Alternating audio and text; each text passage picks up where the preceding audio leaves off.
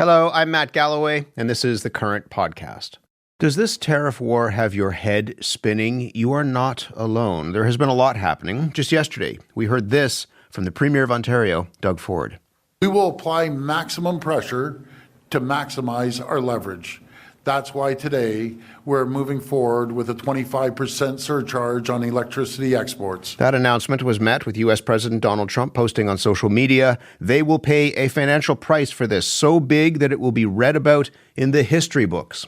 Then Trump followed up by announcing he would double the 25% tariffs on Canadian steel and aluminum imports. That is not the end of the story, though. A little later, on U.S. Secretary of Commerce Howard Lutnick spoke with Premier Ford on the phone, and in the end, that threat of an energy surcharge from Ontario was lifted, and so was the threat of additional tariffs by the United States. This whiplash of threats and counter-threats has people on both sides of the border worried, and so this morning we will hear from Americans on the impact of Canada's counter-tariffs and Donald Trump's trade war and what that's having on them. Joshua Manske is a corn and soybean farmer in north-central Iowa. He manages farmland and sells farm real estate, also sits on the Iowa Farmers Union Board of Directors. Josh, good morning. Matt, thanks for having me. It's good to have you here. You're just back from the National Farming Union Convention. What are people saying about this tariff spat? Yes, just 3 days of being with my favorite people in the entire world.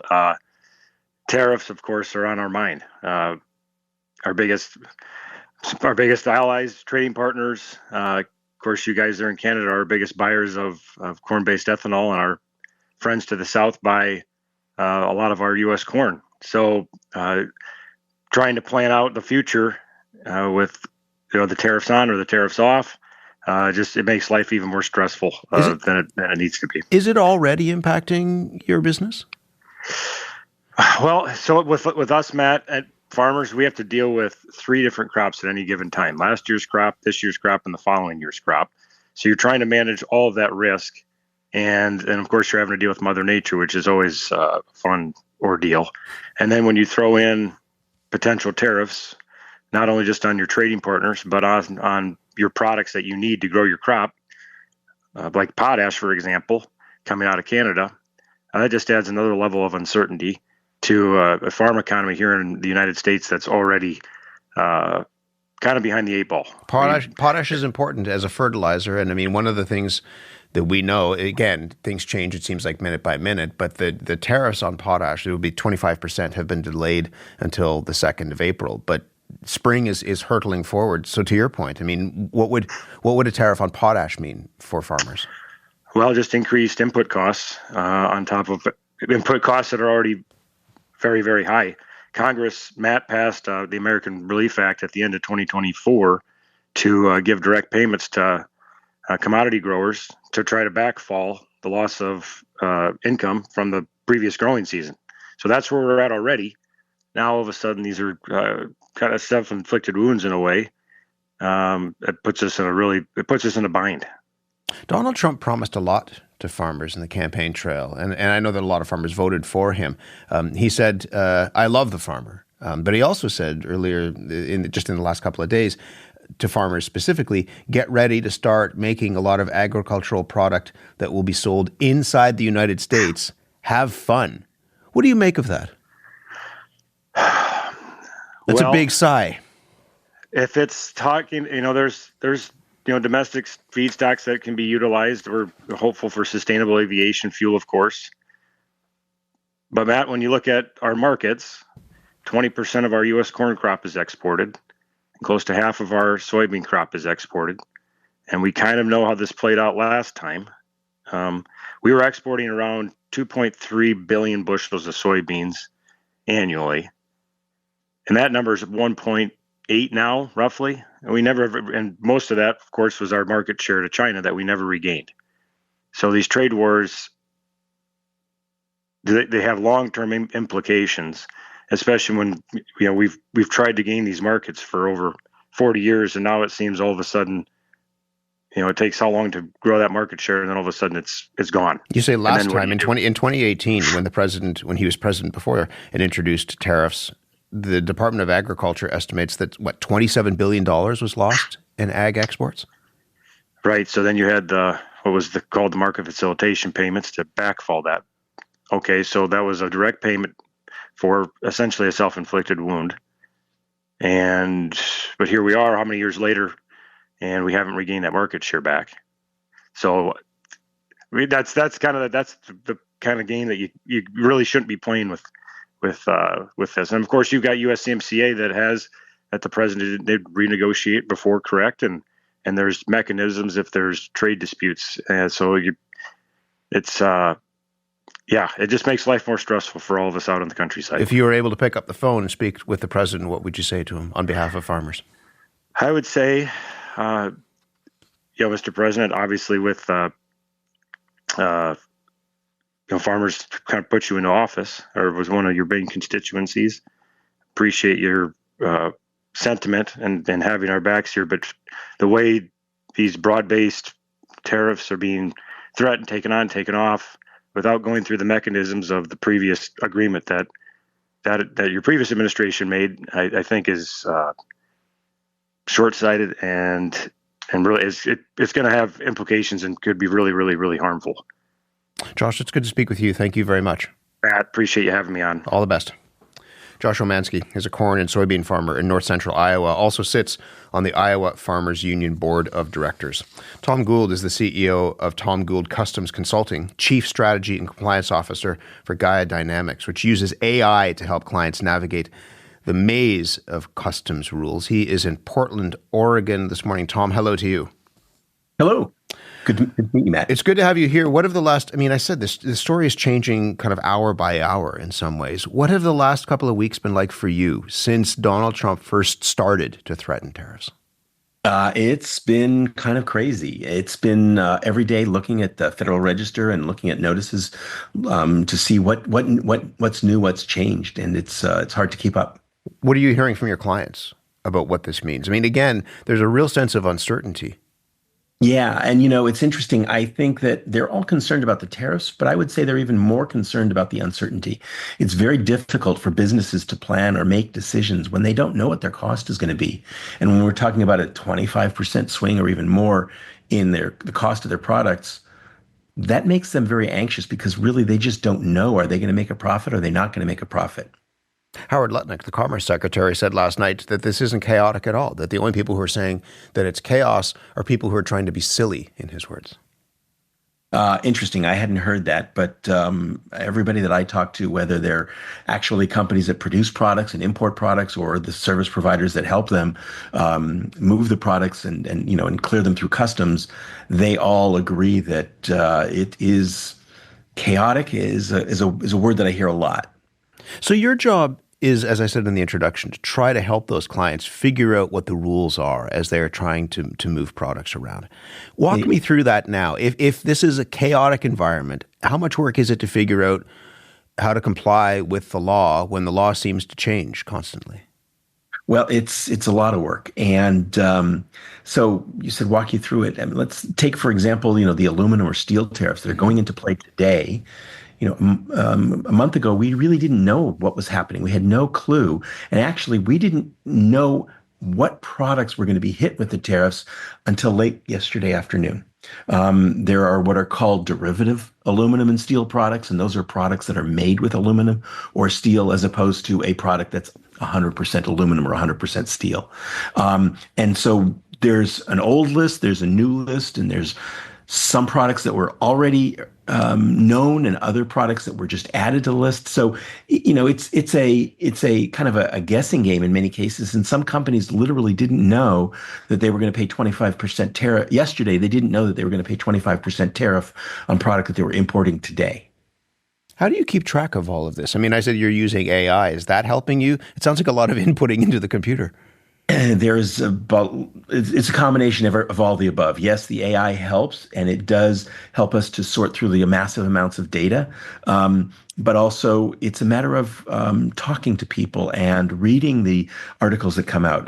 I'm involved in a number of associations with customs brokers and freight forwarders, and we've all become friends, more closer friends, I would say, because we talk to each other because we share the nuances, the things like how the tariffs are reported, especially when you have a product that's subject to 2, 3, 4, 5 tariffs.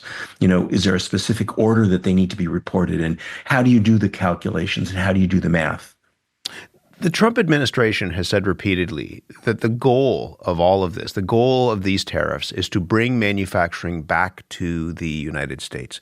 Is your sense in speaking with your clients that those kind of conversations, are they starting to happen? Yeah, they are. Back in 2018, I had clients that were importing products from China that said, you know what, let's look and see if we can bring those into the U.S. Unfortunately, they weren't able to because the tariffs were applied to the inputs, to the raw materials, to the parts, the components, as well as the finished products. So it didn't make sense for them to do it. It made more sense for them to move their production to another country, a third country. But today, I'm actually seeing people seriously looking at, I have a client that I just talked to that was on a trip where he was looking at locations to set up a factory to start producing products here in the U.S. But remember, even companies that are producing products in the U.S., they're still often importing the inputs, whether it's the raw materials or the components, or they may be bringing in the know-how, the labor, how to set up the factory line, the workers, and so forth. So it's more complicated than just putting a tariff in and telling people to set up their factories in the United States. Yeah, it depends on the industry. If you're talking about a simple industry like, maybe textiles and apparel, we're talking 3-4 years to set up an assembly line to be able to teach the people how to, operate the machines, deal with quality control issues, make sure that it's right. But if you're dealing with something more complicated, think of like an electronics product. We're talking about, 8, 10, 15 years to get to the point where the production is as efficient as it is in a country like China or maybe even Mexico or Southeast Asia where they do it today. It takes a long time to pull all the pieces together to get to the point of being able to produce a product that is of the quality that customers are demanding. I'll let you go, but are you wondering what excitement awaits you today? Yeah. Excitement may not be the right word. Yeah, well, a lot of I don't know what the right word is, but I'm in Portland talking to a group of customs brokers about the tariffs. So it's just it's a matter of everybody just wants to know what's going on and how to deal with the uncertainty. Tom, good to speak with you. Thank you very much. Thank you. Tom Gould is the CEO of Tom Gould Customs Consulting. Mark Bush is a professor at the School of Foreign Service at Georgetown University, also an expert on international trade. Mark, hello to you. How are you? I'm well. What do you make of what you've heard from Joshua and Tom? I mean, chaos is the word that gets thrown around, and maybe it's not strong enough of a word. Couldn't agree more. The trade policy uncertainty at the moment is crushing businesses, and in particular, farmers who, as you pointed out in your earlier segment, have not recovered from the retaliatory strikes of our trade partners under Trump 1.0.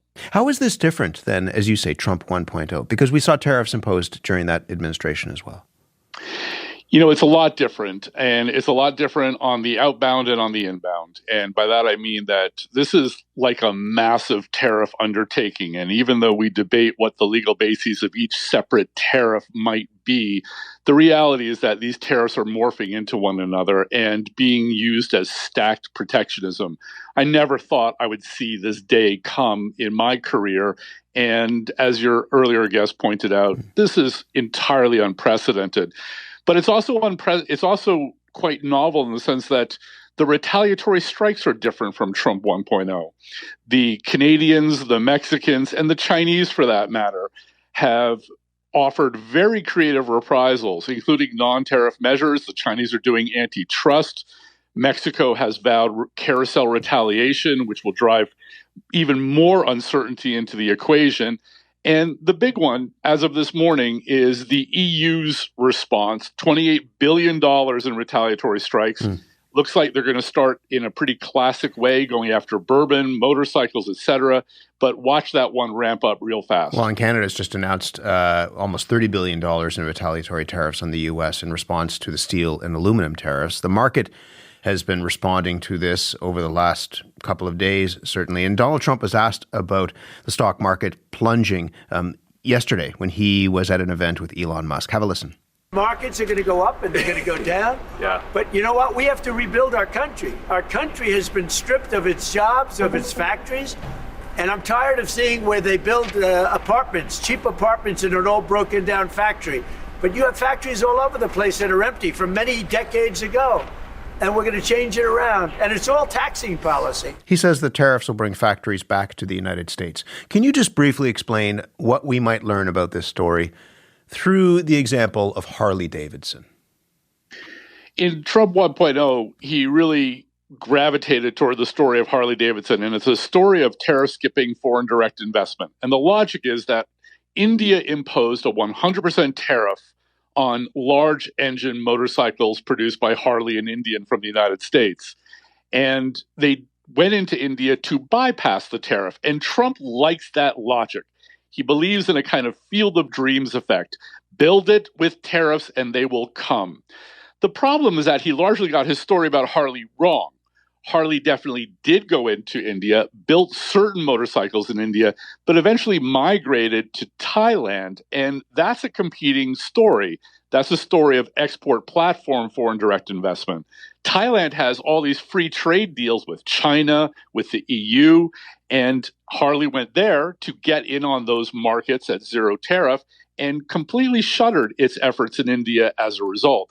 That's the part of the story Trump doesn't seem to have capitalized. And the ultimate irony is that when the European Union in the first Trump administration retaliated for Trump's steel and aluminum tariffs, Harley, to get around that, shipped its motorcycles from Thailand to the EU.